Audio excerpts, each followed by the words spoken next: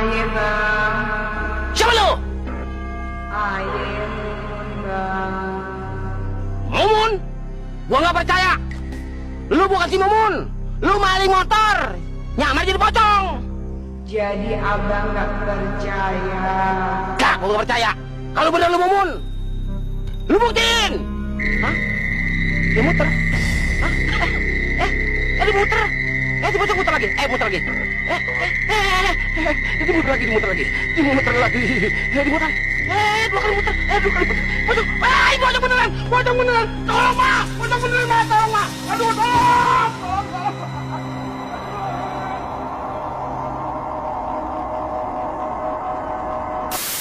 Assalamualaikum warahmatullahi wabarakatuh. Sinetron bergenre horor komedi Mumun jadi pocong mungkin sudah tidak asing lagi terdengar di telinga kalian. Bahkan sinetron tahun 2000-an ini sangat populer pada masanya. Dalam film itu diceritakan sepasang kekasih bernama Mumun dan Junet. Namun sayangnya kisah cinta mereka berdua harus kandas di tengah jalan. Waduh, karena Mumun yang meninggal dunia. Kemudian, tali pocong Mumun lupa dibuka ketika penguburan. Atas hal itu, membuat Mumun bergentayangan dan meminta warga untuk membukakan tali pocongnya. Selain itu, ia juga ingin membalas dendam kepada orang yang menyebabkan dirinya meninggal. Sebelum lanjut bercerita, jangan lupa untuk di like, subscribe, dan nyalakan lonceng notifikasinya. Kalau aku ada upload video terbaru, ada notifikasi yang masuk kepada YouTube kalian. Oke, mari kita lanjut ke ceritanya. Kawasan bumi perkemahan dan geraha wisata atau disebut dengan Bupetra Cibubur kerap dipilih menjadi lokasi kemahan para pramuka, bukan saja di Jakarta dan sekitarnya, tapi juga di seluruh wilayah lain yang ada di Indonesia. Lokasi ini juga diidentik dengan Jambore Nasional. Tetapi selain identik dengan pramuka, ternyata di sini juga ada hantu yang suka mengganggu. Bupetra Cibubur terletak di Kelurahan Cibubur, Kecamatan Ciracas, Jakarta Timur. Lokasi perkemahan ini memiliki lahan seluas 210 hektar. Bupetra yang difungsikan pada tahun 1973 tersebut awalnya adalah hutan karet. Seiring berjalannya waktu, kawasan Bupetra tak lepas dari sentuhan renovasi yang semakin memudahkan pengunjung hingga sekarang. Kemudian, mantan Presiden Soeharto meresmikan kawasan pada tahun 1981. Lahirnya karena peran besar pramuka di Indonesia. Awalnya, lahan bumi perkemahan ini seluas hektar dan menyatu dengan Taman Bunga Wilda Cibubur. Namun karena proyek Jagorawi, lahan Bupetra terpaksa menjadi 210 hektar dan berpisah dengan Taman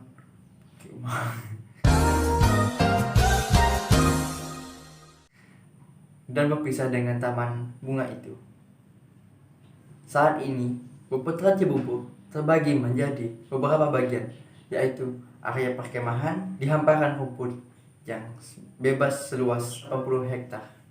Di area tersebut masih terbagi dua bagian, yaitu Kemah Putra Kampa dan Kemah Putri Kampi, yang mampu menampung hingga 20.000 orang. Wow. Fasilitas lain yang ada di sini berupa lapangan utama, aula serbaguna, kafetaria, kolam renang, hutan wisata, danau, sarana peribadahan 5 agama, dan toilet. Bupetra menyediakan lokasi berkemah bagi siapa saja yang datang.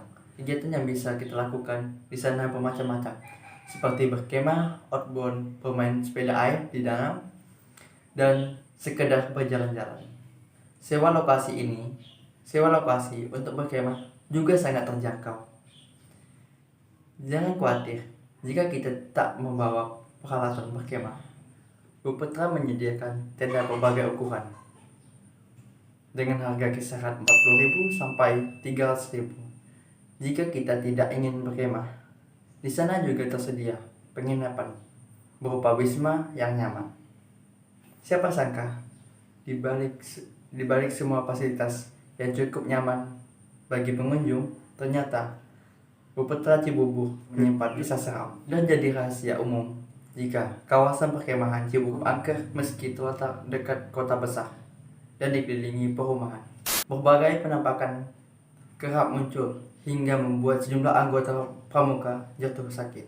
Yang dikisahkan oleh Yunita, seorang pramuka Pandega tergabung dalam Satuan Karya atau Saka Bayangkara. Ketika itu, ia dan teman-temannya sesama anggota Saka Bayangkara yang berpangkalan di Taman Lalu Lintas Bupetra Cibubur itu tengah berpatroli dalam sebuah acara jambore yang diikuti pramuka penggalang atau setingkat SMP se-Indonesia. Tiba-tiba di dekat sebuah lokasi MCK atau disebut dengan Mandi Cuci Karakus, jauh dari kontingen Nanggro Aceh Darussalam, ia dikejutkan dengan suara orang yang menjerit histeris. Sebagai anggota panitia yang ditugaskan menjadi jaga keamanan, dengan sigap, Yunita dan teman-temannya bergegas ke lokasi asal suara. Di tempat itu, gadis berusia 20 tahun itu mendapati seorang anggota penggalang putri dari Aceh sedang duduk lemas bersandar pada dinding kamar mandi, seraya menatap ke suatu arah dengan wajah ketakutan. Takut kejadian apa-apa, Yunita dan teman-temannya kemudian membawa penggala putri itu ke perkemahannya. Setelah diberi minum dan terlihat agak tenang, penggala putri itu lalu bercerita tentang kejadian yang dialaminya. Menurut dia, saat ia tengah mandi di toilet umum yang dibangun oleh panitia penyelenggara, tiba-tiba ia merasa ada seseorang yang memperhatikannya. Namun perasaan itu ia tepis karena saat itu memang banyak anggota pramuka lain yang mandi bersamanya. Apalagi sore itu masih cukup terang. Tetapi saat tengah asik membasuh badan, tiba-tiba ia melihat hal aneh di bak mandi. Tepat saat ia menciduk air untuk membasuh wajahnya yang penuh busa sabun. Benar saja, ada kepala perempuan tanpa badan di dalam bak mandi itu, menatap dingin ke arahnya. Tak hayal ia menjerit hingga akhirnya pingsan. Teman-temannya pun panik. Anggota itu pun berkali-kali pingsan dan histeris karena masih mengingat wajah perempuan itu di bak mandi. Lain lagi kisah dari teman sergunya. Saat tengah asik duduk menikmati malam yang cerah di luar tenda, tiba-tiba ia mencium bau yang sangat harum. Apesnya, saat itu teman-temannya sudah masuk tenda untuk beristirahat. Ia tinggal sendirian. Lama setelahnya, ia melihat iring-iringan kuda dengan orang-orang berpakaian Jawa kuno di belakangnya. Saat wajahnya tak bisa dialihkan dari iring-iringan yang berjarak sekitar 6 meter. Wow, dekat dong darinya itu. Hingga akhirnya iring-iringan itu menghilang di pengkolan jalan. Ia baru sadar dari ketepanaannya setelah salah satu orang temannya menegurnya supaya tidur. Dengan hati ketakutan, ia pun lantas tidur menyusul teman-temannya. Akhir kisah aneh dialami oleh dua anggota lainnya. Di malam terakhir pelaksanaan jambore, saat semua anggota regu telah tidur pulas, tiba-tiba terdengar suara tertawa perempuan yang sangat nyaring. Anggota itu mengaku tidak pernah mendengar suara tertawa seperti itu sebelumnya, tapi ia yakin itu adalah tertawa peri dunia gaib alias kuntilanak. Diselimuti rasa takut, ia mencoba untuk berdiam diri. Ternyata salah satu rekannya ikut terbangun karena suara itu terdengar cukup lama, lebih dari 5 menit. Mereka saling berpandangan hingga akhirnya menutup mata dan memeluk temannya sergu yang tidur di samping mereka. Selain di area perkemahan, danau yang terdapat di kawasan Bupetra juga dikenal sebagai danau yang angker. Sekitar tahun 80-an, di danau yang cukup luas tersebut pernah ditemukan mayat seorang wanita berseragam pramuka. Kayaknya sejak kejadian itu sering terlihat sosok wanita berseragam pramuka berdiam diri menghadap danau. Tetapi ia ketika didekati wanita berseragam pramuka itu lenyap entah kemana. Yang terasa hanya hembusan angin yang menerpa wajah orang yang mendekatinya. Selain gadis berseragam pramuka itu, dan di danau yang terkenal dengan nama Danau Situbahu, itu diyakini dihuni makhluk gaib lainnya. Penduduk setempat menamainya dengan Si Mumun. Penghuni danau Bupetra ini berwujud seorang perempuan yang konon berwajah cantik, namun penuh Tuhan. Seorang anggota Satuan Pengaman atau Satpam Bupetra Cibubur bernama Tai. Kisah tempat hantu Si Mumun telah dikenal masyarakat Cibubur, Pondok Ranggon, dan sekitarnya sejak lama. Masyarakat sini sudah tahu lama tentang Si Mumun. Nama itu sudah dikenal orang ketika Situbahu masih bernama Kawa Jembiung. Terang Tai dengan logat Betawi pinggirannya. Nama Situbahu sendiri menurut catatan sejarah Bupetra Cibubur mulai digunakan sejak bumi perkemahan itu diresmikan sebagai jambore nasional. Jika sekitar tahun 1981, sebelum seperti sekarang ini, Situbahu saat masih bernama Kawa Jemblung diketahui sebagai danau yang penuh dengan tanaman air, hingga kadang orang yang tidak paham wilayah itu menganggapnya sebagai daratan biasa.